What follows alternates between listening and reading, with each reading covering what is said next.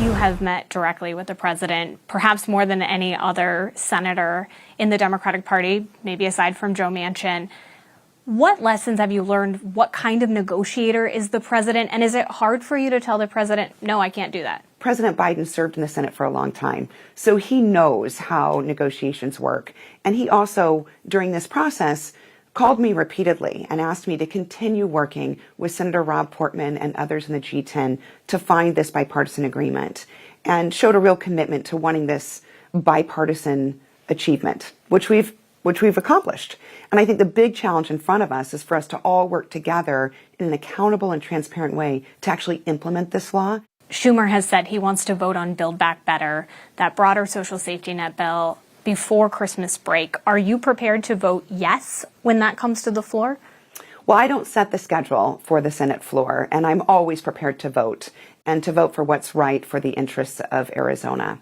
I personally believe that the best way to create legislation is to be thoughtful and careful so that we're crafting legislation that truly represents the interests that we want to achieve and that creates a benefit and helps people all across Arizona and the country. So that's what I'm working on right now. So it doesn't sound like you're quite a yes yet on the version that just passed the House of Representatives. What changes do you want to make? Well, folks know I don't negotiate in the press, so I'm not going to do that with you. I know one of the things that you made clear very early in the negotiation with the president and your majority leader was that you were not going to support raising the corporate tax rate a single point. Did you feel like at any point they weren't taking your comments seriously, given the fact that they were promising for a long time that this was going to be part of the bill?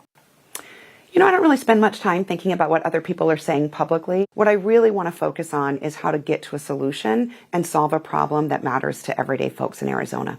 And people back home in Arizona know that I am committed to ensuring that any legislation we pass retains America's competitiveness. So I won't support any legislation that increases burdens on Arizona or American businesses and reduces our ability to compete either domestically or globally. And so I want to make sure that if we are crafting legislation, we're doing it in a lean and efficient way that's fiscally responsible and doesn't impact things like inflation or make our businesses less competitive.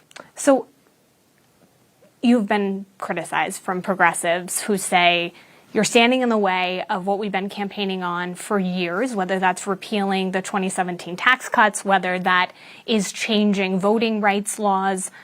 What do you say to progressives back home who are disappointed in the job that you're doing here?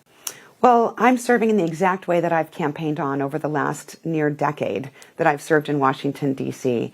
And when I ran for the United States Senate in 2018, I told the folks of Arizona what I would do, that I would come to the Senate, try to find bipartisan solutions, be an independent voice for Arizona, and always put everyday people in Arizona first. I would say that's exactly what I'm doing.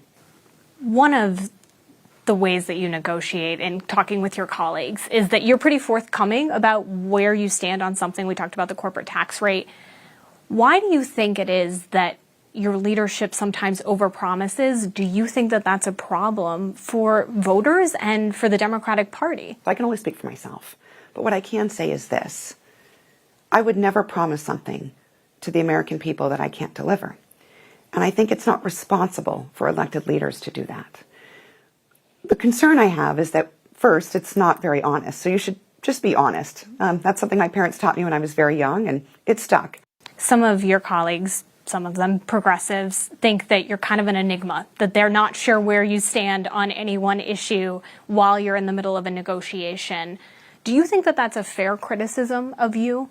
I think I'm very direct, and I am very upfront when I talk to folks about what I believe in, what I can support and what I can't support. So I think there are some people who just don't like what they're hearing, and maybe they use other terms to describe it. But folks in Arizona know that I've always been a straight shooter and always will be. Would you be willing to vote with Democrats to hold up the president's mandates? Well, I'm not going to tell you those things. What I will do, though, is make sure that I'm voting in the interests of Arizonans. Now, folks back in Arizona know that I'm a strong supporter of this vaccine. I encourage all Arizonans to also get vaccinated so that we can return to the lives that we love and be able to share those important moments of both joy and sorrow with our family members.